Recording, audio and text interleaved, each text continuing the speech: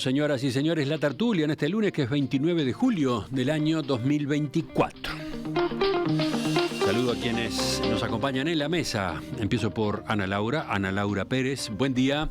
Buen día para todos. Al lado de ella, Martín Bueno. ¿Cómo te va, Martín? Bien, buen día, Emiliano. Voy al otro lado de la mesa, los que están frente a la ventana, frente a la plaza.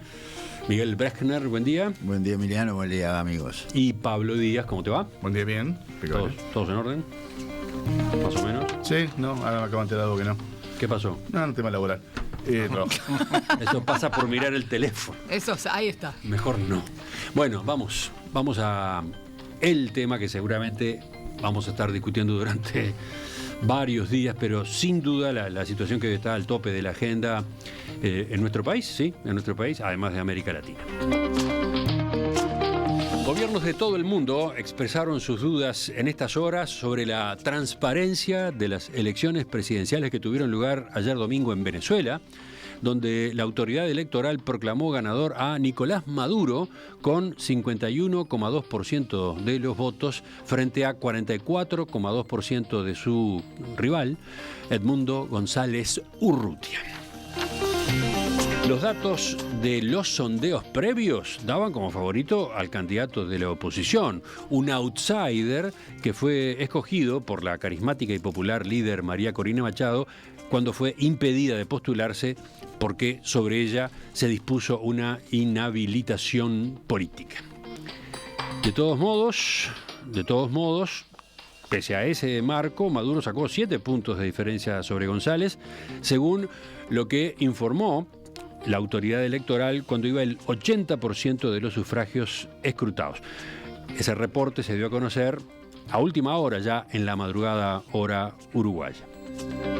El jefe de la diplomacia estadounidense, Antony Blinken, expresó su seria preocupación de que el resultado electoral no refleje la voluntad del pueblo y pidió un recuento justo y transparente de los votos.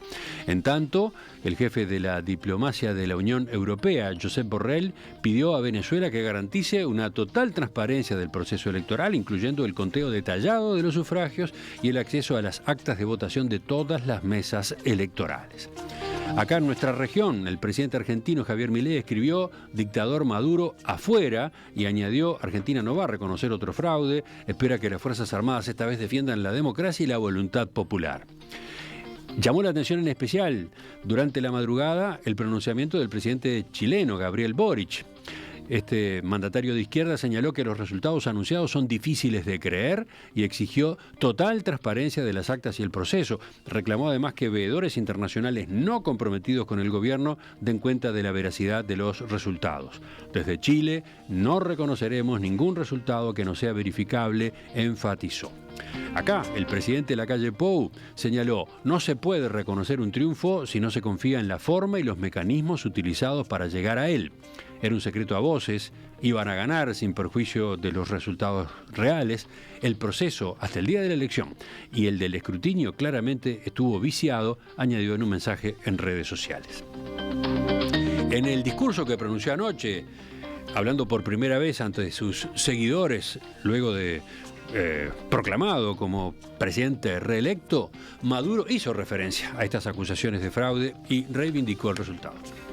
El pueblo dijo paz, tranquilidad, estabilidad. Triunfó la voz de paz.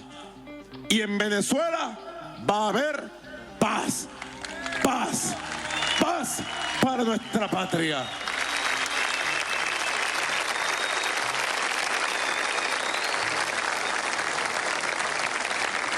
Que nadie se deje arrastrar a la espiral de violencia del fascismo. Ahí han surgido el Club de Fascistas de América Latina. Los escucho, supongo que estuvieron pendientes esa noche, ¿no? Hasta la madrugada. Sí. ¿O no? Sí, no, yo estuve pendiente ayer, me terminaba el torneo de arco y flecha, después miraba las elecciones de Venezuela, la verdad estuve muy siguiendo, después justo me levanté de madrugada, me puse a mirar a ver si había alguna novedad. Esto se puede titular como crónica de una muerte anunciada. Era algo que iba a pasar, creo que todo el mundo percibía eso que que iba a pasar esto, de que iba a ganar de cualquier forma Maduro. Es lamentable porque, digo, uno se pone a mirar los anteriores procesos electorales que había unas denuncias de que pasaban determinadas cosas, determinados tipos de fraude, pero ya en esto ahora ya está, ya no se puede decir que es una democracia imperfecta, que no es nada. Se hizo unas elecciones simplemente por la galería, para mostrar que hacemos elecciones, se proscribieron todos los candidatos, cada vez con candidato María Corina Machado, creo que María Corina Machado fue la primera proscripta, y después creo que fueron proscriptos 3 más que venían después de ella. Maldonado fue creo que la cuarta opción de candidato. Es decir, fue toda una elección viciada. Y es lamentable porque el pueblo venezolano es un pueblo que históricamente siempre fue un pueblo democrático, siempre, más allá de todos los problemas que tenían algunos partidos políticos que habían caído, dejaban mucho que desear. Es lamentable que pase este tipo de cosas. Lo único bueno para rescatar es que la amplia mayoría de los gobernantes latinoamericanos, salvo algunas excepciones, que es lógico, Nicaragua, Cuba, y creo que Bolivia, no sé si también, Sí. La amplia mayoría han todos dado señal de alerta y planteando que se tienen que respetar los resultados. Y aparte, este tema de los resultados que se está manejando, no es que se está diciendo desde acá se está midiendo la velocidad del viento, cuánto va y se está talenteando. Hay información de la oposición con las actas que estaban marcados determinados votos, hay capturas de pantalla de determinados ingresos de información de los resultados que marcaban una diferencia de 7-3. Y las actas de los circuitos de votación que tenían, el 30%, todo marcaba una diferencia de un 70-3. Y cuando uno se pone a mirar eso, cuando uno conoce la política, si el 30% de los votos escrutados ya te da ese tipo de diferencia, uno ya sabe que esas cosas son totalmente incambiables. Sí, la oposición anoche había podido acceder solo al 40% de las actas de las mesas de votación, ¿no? Y marcaban todas un 70-30. 5 horas para que un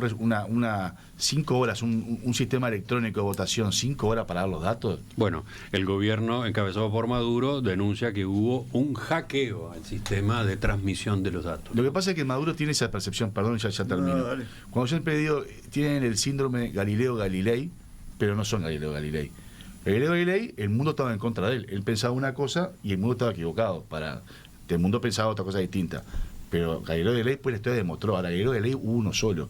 Y Maduro tiene ese síndrome de que el mundo está en contra de él. Y eso generalmente pasa con mucha de esta gente, estos dictadorzuelos mediocres que piensa que el mundo está en contra de él. Y pasa esto.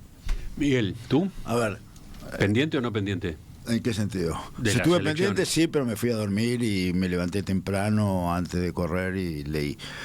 Lo primero es que hay un hecho que llama la atención, es que hay, no sé, 5 o 7 millones de venezolanos que votaron yéndose. O sea, es muy difícil pensar que estos resultados, o sea, para que esa cantidad de gente de un país se vaya, porque es grande el número, no es que se fue el 1% de la población, hay que entender un sentimiento. O sea, yo me identifico con las palabras de Boric, yo no le creo a esto, pero no le creo, no porque creo que el fraude del sistema electoral sea en las máquinas, sino porque obviamente se hizo todo lo imposible para que el resultado no sea transparente. Primero, no entiendo por qué solamente pudieron acceder al 40% de las actas, o sea, la oposición. Digamos que cualquier estudio estadístico habría dicho, estos lugares son fundamentales que nosotros estemos, que tengamos el acta. Porque los echaron. No, está bien, pero a lo que yo voy es fuerza bruta y baja capacidad del otro lado también, porque si no sé con cuántos circuitos en Venezuela vos ya tenés una proyección del resultado, alcanzaba con garantizarse esas actas. Obviamente en el camino empiezan las excusas de que hackearon el sistema de comunicaciones.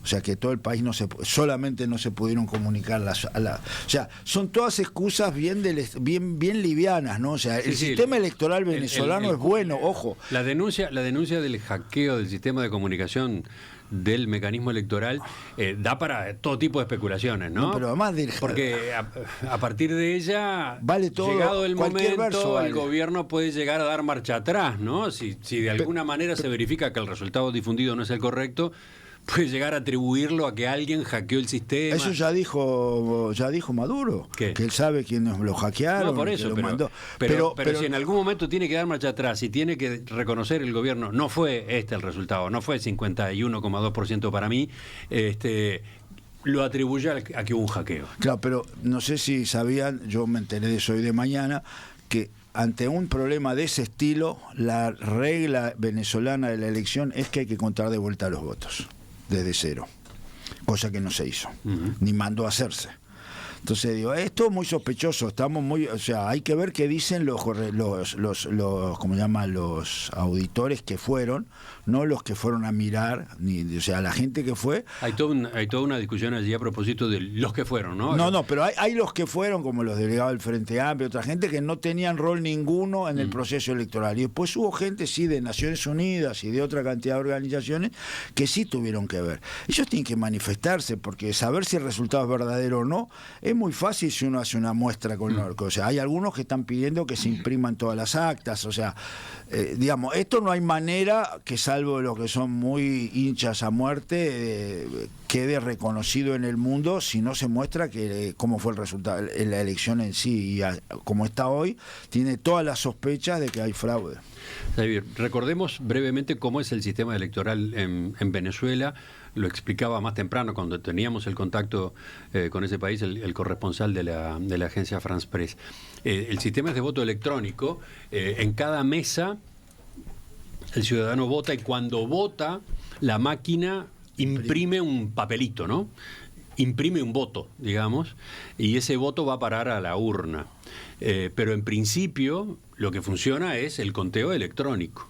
Y por lo tanto, a la hora en que se cierra la votación en la mesa, no hay un escrutinio como el que se hace acá. No hay un escrutinio primario mesa por mesa. Lo que hay es una auditoría ciudadana, explicaba el corresponsal, que se realiza en algunas mesas. 50% de la 50%. Mesa. En esas mesas se hace un control, se hace un cotejo entre los papelitos y el número que da el recuento digital. Pero no tenemos, digamos, un escrutinio que abarque a todas las mesas hecho en la noche de ayer al estilo de nuestro país. Pero hay un tema adicional. Con ese método no hay manera que demore tantas horas el resultado, porque estaba todo online. Sí. O sea, entonces, puede haber un fraude en el sistema central, Ajá. pero una vez que vas a las urnas y ves a las máquinas, se podría saber muy bien si hay voluntad, si hubo o no hubo fraude.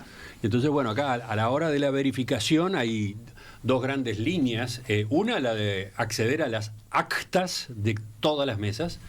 Eso es lo que hasta ayer anoche la oposición no tenía el 40% de las actas con los números de cada mesa. El número del resultado digital de cada mesa expedido por la máquina en cada mesa. La otra, bueno, es ir en busca de las urnas y abrirlas todas y hacer el recuento desde cero con los papelitos, ¿no? Siempre que las urnas estén todas, siempre que las urnas no hayan sido en el medio fraguadas, ¿no? A mí me parece que es inútil. Es todo inútil. O sea, Venezuela tiene una dictadura muy consolidada, atípica en alguna cosa, como toda la parodia democrática que hacen para intentar, diríamos, seguir respetando ciertas simbologías. Pero estamos hablando de un país que tiene presos políticos, todo el mundo lo reconoce, ¿no? O sea, está ampliamente reconocido, nadie dice que no.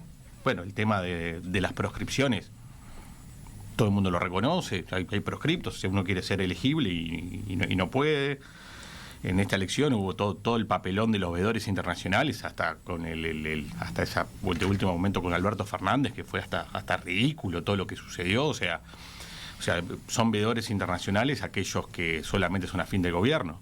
Si no, no podés ser veedor internacional. Los veedores que fueron del Frente Amplio, uno cuando ve la lista, la verdad que duele un poco por el Frente Amplio. Fue deportado un diputado del Partido Nacional que fue como... Para ahí fue deportado, no lo dejaron ingresar. Exactamente. Por eso, si hay un proceso que es relativamente... Se pretende que sea relativamente transparente, digo, que venga quien quiera ver la elección, digo. Entonces, yo creo que es una dictadura consolidada. Maduro lo dice explícitamente. O sea, explícitamente habla del pacto cívico-militar policial, ¿no? Y incluso en la simbología de las imágenes, o sea, los militares gobiernan, diríamos, Venezuela con un poder impresionante. O sea, es en la simbología de las imágenes y en el discurso. Y en definitiva, creo que esta elección, digo, ya está. O sea, no importa las actas, no importan los votos, o sea, lo que había seguramente es una decisión previa de que nos iba a entregar el poder sin importar el resultado, y es por eso que, por ejemplo, alguien como Lula salió fuerte a marcar, porque ya había una decisión de antemano del chavismo de no importa el resultado, nosotros vamos a ganar y vamos a seguir. ¿Ah? Entonces creo que hay que encararlo como... Hay muchos países en el mundo que tienen dictaduras consolidadas de manera estructural. Bueno, creo que Venezuela es uno, que como está en Latinoamérica nos pega mucho más, porque obviamente los latinoamericanos tenemos muchas identidades culturales en común, pero realmente parecería que es un asunto sin solución ni a corto ni a mediano plazo, porque es muy estructural y el poder sin duda que está atraviesa todos los estratos, diríamos, de las élites y de lo que queda en Venezuela. Entonces parecería que es muy difícil salir de allí. Y Ana Laura, ¿tu primer comentario? Bueno, es como el crónica de una muerte anunciada, ¿no? O sea, todo para mí lo que pasó era como muy difícil.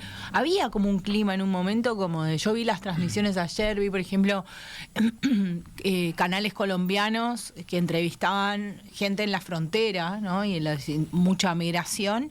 Había, a diferencia de otras veces, como un cierto grado de esperanza en que las cosas fueran diferentes. La verdad que no tengo claro sustentado en qué. O sea, no lo desestimo, pero es complejo entender por qué. Porque digamos que también cuando vos te consolidás como una dictadura de ese tamaño, los estímulos para bajarte son exiguos, por no decir inexistentes, entre otras cosas porque muy probablemente Maduro vaya preso si en algún momento dejase el gobierno. Él y todo su círculo. Entonces, así él estuviera en el delirio de permitir la democracia, todo su círculo no le interesa, porque pierden sus privilegios, pero además porque probablemente vayan todos presos, ¿no? Entonces, es como difícil pensar que vos alegremente... Digamos, yo me acuerdo, porque yo era muy chica, pero el asombro que generó en el plebiscito del 80, que efectivamente pasara lo que nadie pensaba que iba a pasar. Esas cosas pasan muy pocas veces. O sea, esto era como... Pero también del lado de la oposición, en términos de que la oposición... Y yo no digo que eso esté mal, tendrían los elementos que tendrían, pero antes de las elecciones ya dijo, o sea, uno ya sabía que la oposición, salvo que se diera el extraño milagro de que ganaran, iba a denunciar fraude. O sea, ya sabíamos que esto iba a pasar. Ya sabíamos que Maduro iba probablemente a hacer fraude y probablemente a decir que había ganado. Entonces es como una sensación extraña, porque yo digo eso, por algún motivo se dio como... Digamos, la gente que votó en el exterior, pasó en Uruguay, de los miles y miles de personas que tenían la intención de votar, votaron apenas cientos, ¿no? O sea, hubo la intención de trabar desde el punto de vista burocrático enormemente la votación del exterior. O sea, por momentos es como una cáscara de elección, donde hacemos de cuenta que determinadas cosas, o sea, dejamos votar al exterior para decir que lo dejamos, pero en realidad votaron 400 de 20.000, ¿no? Entonces es como un chiste. De nuevo, uno escuchaba las descripciones de la gente, de los exiliados en Colombia, que decían, me pidieron cosas que no existen, ¿no? O sea, que no tengo. Pasaporte, por ejemplo, que como es frontera, mucha gente que migró hacia Colombia no tiene pasaporte. Entre otras cosas porque el gobierno venezolano ha trabado muchísimo el acceso a los pasaportes, ¿no? Entonces, es como que te pongo una cosa que es casi imposible de conseguir y después te la pido para votar. O sea, todo eso, que hay un montón de detalles burocráticos, como la proscripción de candidatos, a mí me resulta insólito. Hace no mucho hablamos sobre Venezuela y me acuerdo, un oyente mandaba, una oyente mandaba un mensaje que decía, lo que pasa que está financiada por la CIA. O sea, es como... ¿Está financiada por la CIA? ¿Quién? María Corina. María Corina. Claro, o sea, como también esa cosa como de que hay alguien que puede decidir quiénes pueden ser candidatos y cómo sostenemos que eso es un proceso ejemplar, ¿no? O sea, no es como, también por otro lado, uno lo escucha a Maduro, digamos, el tuit de Milei es un horror, ¿no? O sea, porque está mal escrito también, pero sobre todo porque el final, sobre todo, ¿no? Un presidente de un país democrático, porque nos guste o no nos guste, fue elegido en un proceso democrático, le dice a las Fuerzas Armadas de otro país que lo saquen al que supuestamente... O sea, ya perdimos todos los puntos. Pero la respuesta de Maduro en ese acto que se ha transmitido, le dijo idiota y feo. O sea, el nivel, ¿no? O sea, solamente... Sí, dijo, además, después que lo descalificó de 20 maneras, porque utilizó todo el arsenal de adjetivos que tenía para tirarle a Milei, agregó, y además es feo. Claro, o sea, es como de jardín de infantes o ni eso, ¿no? Idiota y feo, ¿no? Es como una cosa que, entonces solo podés explicar que toda esa gente que está parada atrás de él y frente a él y lo vitorea, lo que tienen, o sea, es miedo, prebendas, favores, porque no hay ni siquiera, o sea, ni siquiera es un líder carismático. Mira, más temprano venía este mensaje de un oyente que creo que va un poco en la línea de tu planteo, Leonardo. Decía, haber dejado que se realizaran elecciones en esas condiciones, con oponentes presos, con proscriptos, con arrestos, a la vez que se realizaba la campaña con todo tipo de impedimentos, maniobras e insultos, fue un error. Todos terminan entonces siendo cómplices de, bueno, el oyente dice, una dictadura infame. Es un punto interesante ¿no? Haber dejado que se realizaran elecciones en esas condiciones. Depende de los condiciones. países. A ver, nosotros acá tuvimos el plebiscito del 80, donde, acordate que se suspendió la transmisión. Por eso digo, nadie lo podía creer. No, se suspendió y todos dijimos, acá nos cocinaron. Claro. El sistema electoral uruguayo es diferente, por suerte. Después tuvimos elecciones internas con proscriptos y sin partidos. Pero nadie en el mundo de hoy dice que eso fue democrático, justamente. No, entonces, lo que es insólito, yo creo que también, digamos, no juzgo porque no tengo los elementos, pero es curiosa, también uno le impresiona ver... Primero, la oposición venezolana acepta ir a elecciones en esas circunstancias porque en el fondo cree que todavía tiene alguna chance, ellos tendrán los elementos para evaluar eso. Es una manera de luchar que tiene que manifestarse. Sí, igual es bastante fuerte la imagen de María Corina Machado haciendo un discurso como el que hizo con un candidato a la presidencia que básicamente parece un títere con los ojos perdidos mirando la lontananza y que después cuando habla lee un papel. O sea, también vos... Lo que ponés sobre la mesa es un muñeco y todo sucedió Claro, pero acordate con lo de pero acordate no Gaudió. ¿Por qué puso un muñeco? Porque había que poner algún nombre que pasara todos los filtros. Claro, justamente por eso digo, ¿en qué punto vos decís yo me bajo de este sistema, no lo valido? ¿Cuál es el punto? Vuelvo un minuto al mensaje del oyente, porque él dice haber dejado que se realizaran elecciones en esas condiciones. Claro, la pregunta que viene a continuación es ¿a quién está criticando Leonardo? ¿No? Claro. ¿Quién pudo haber impedido que se realizaran elecciones en estas condiciones? Creo que él lo que está señalando es que esta vez, a diferencia de otras, hubo en la comunidad internacional un cierto margen de, no sé, de expectativa, un cierto margen de... Se pensó que podía pasar otra cosa. De esperanza. Exacto. Esperanza de que pese a todo, porque además... Todo fue un proceso, ¿no? Donde cada semana, cada día, en los últimos días, siempre se iban agregando nuevos obstáculos, ¿no? Bueno, pese a todo, esta vez no se sabía por qué podía haber un milagro.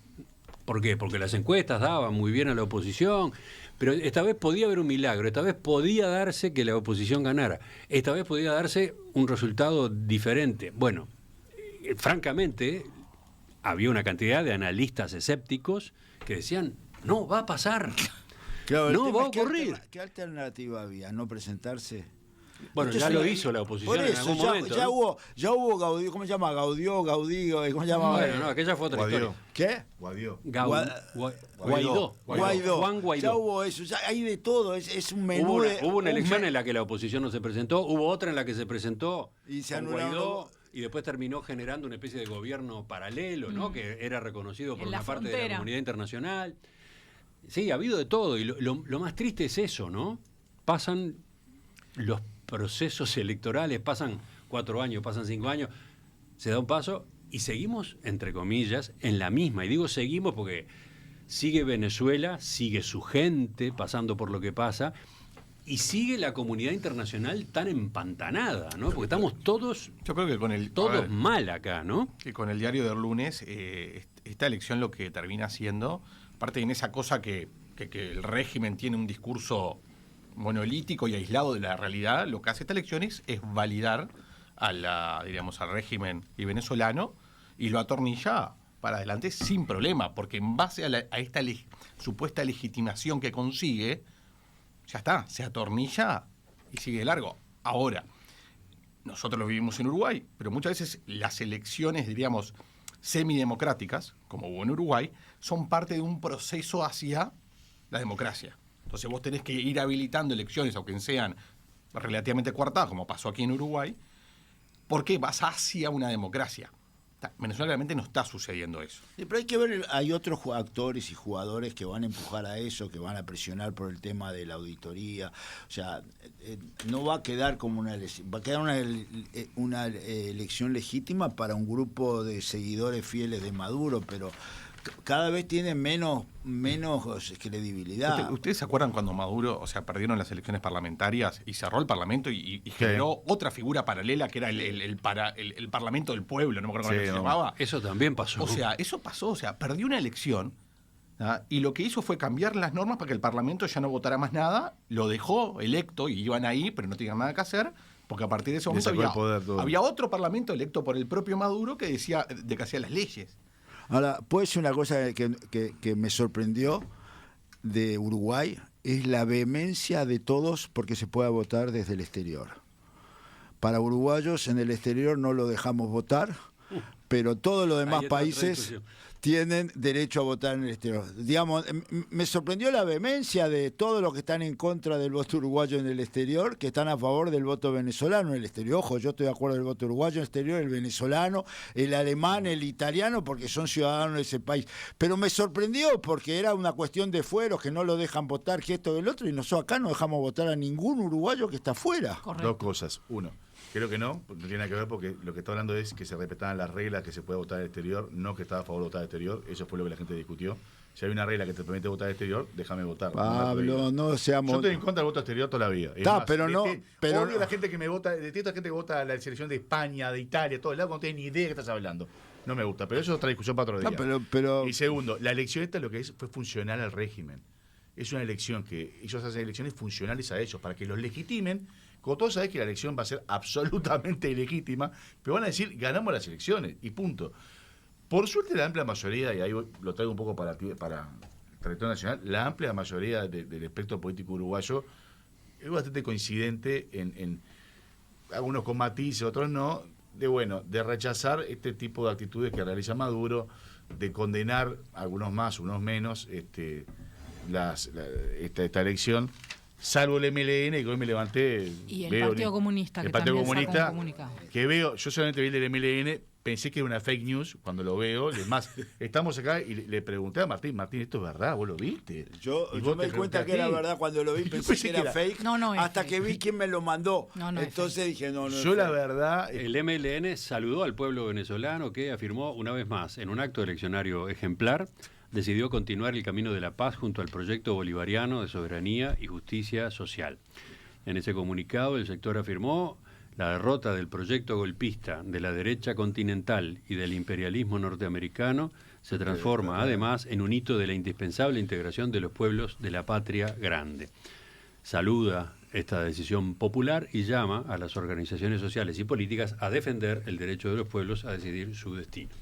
Y yo qué sé, la verdad es surrealista esa declaración, es como que no sé. Pero, ¿cuál es la sorpresa? La línea del MLN en este momento, o sea, quien escribe ese comunicado, quien es la línea del MLN y el Partido Comunista, de forma teórica no creen en la democracia. O sea, sorpresa, no es un concepto teórico en el que crean. Después, como forman parte del Frente Amplio, que es un partido político profundamente democrático, que ha demostrado que es democrático, se adaptan, pero conceptualmente no creen en la democracia. Pero muchos de los fundadores del MLN no firmarían eso. No, pero esta línea, por eso dije, la línea actual del MLN que escribe ese comunicado no cree en la democracia. Tampoco es el MPP que lo firma, es es el MLN. Es el MLN. Entonces a mí, lo digo porque aparte no lo sé, no sé quién responde al MLN en este momento histórico, pero digo... No sé qué legisladores que están hoy en día... Exactamente. O qué gente que hoy en día que es la dirección del MPP está en MLN, yo también no tengo ni idea. No lo sé. Sabemos que el MLN integra el MPP, pero... Yo solo digo, de los fundadores del MLN que hoy viven, o de los viejos guardias, seguro muchos de esos no te la llevan eso, porque ya lo han manifestado públicamente. ¿Quién está pensando? ¿En Mujica? No, y en otros. Bueno, Mujica tiene sus claros oscuros. Recordémonos que hace unos cuantos años, cuando pasó el tema de las famosas, cuando fueron las manifestaciones en Cuba, que estaban en la vía pública, que se vieron imágenes de tanquetas arrollando gente, Mujica hizo el comentario de que no hay que ponerse delante de la tanqueta. No, eso no fue en Cuba. Perdón, en Venezuela estaba hablando. Bueno, a ver... En Cuba ya no se manifestaciones. No, Preguntan desde la audiencia qué pasa con el Centro Carter, por ejemplo, qué pasa con Naciones Unidas. La información que tenemos de anoche es que la delegación del Centro Carter, que era una delegación chica, además, indicó que no tenía capacidad de realizar una evaluación integral del proceso de votación, conteo y tabulación, como sí tenía previsto hacer la delegación de la Unión Europea, excluida como observadora a final del mes de mayo. Por otro lado, un panel de 4 expertos de Naciones Unidas también acompañó la votación, aunque, de acuerdo a lo que se puntualizó ayer, su informe es confidencial y solo será compartido con el secretario general Antonio Guterres, o sea que por este lado habría que esperar no sé cuánto tiempo para tener esa visión, ¿no? Esa evaluación.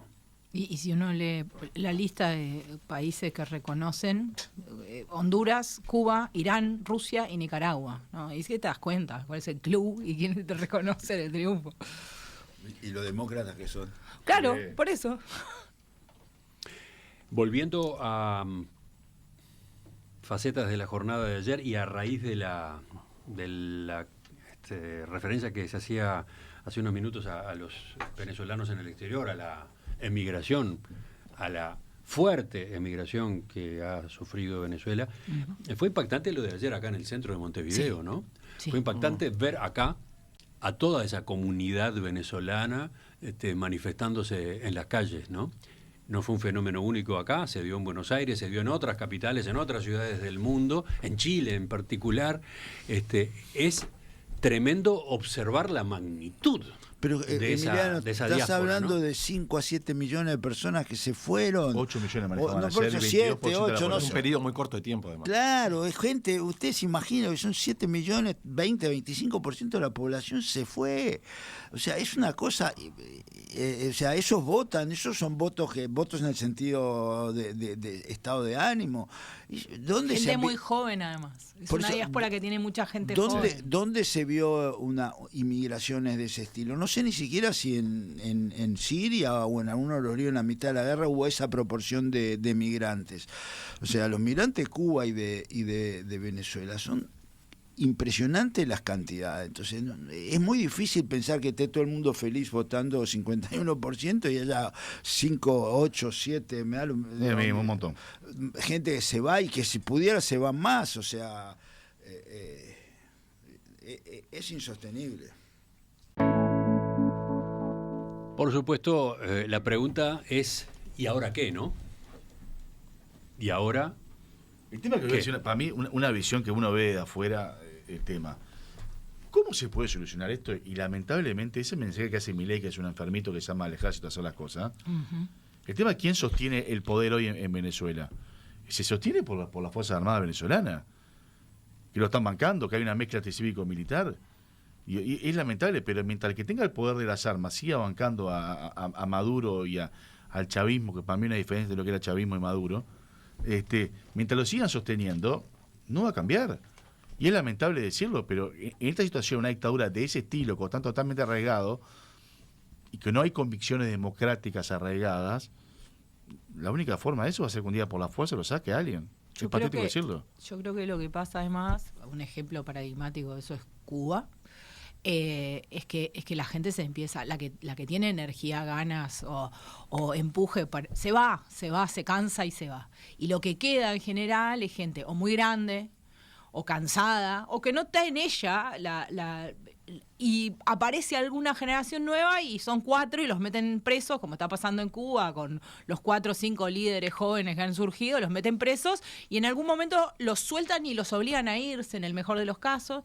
Entonces yo creo que socialmente se empieza o sea, no hay capacidad para dar la lucha. Llega un momento en el que destruyen la capacidad de la sociedad de reclamar un sistema mejor. Te lo empezás a creer, te crees que no hay otra manera de vivir o te vas. Dictaduras muy consolidadas, estructuralmente. Muy difícil. No hay manera.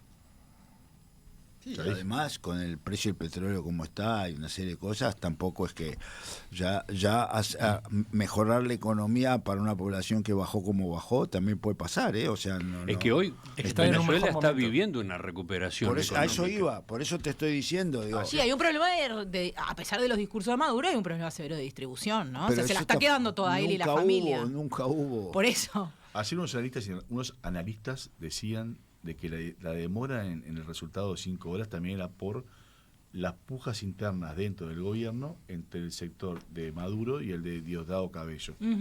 Eso lo hicieron varios, que Maduro estaba como para aceptar el resultado y Cabello era que de ninguna forma presionaba para que...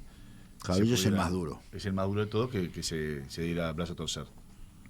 Cabello es el que está perseguido y que está condenado internacionalmente. Porque van a ir presos, porque es obvio. Igual, pero yo digo, hago una cosa que en algún momento hay que buscar una salida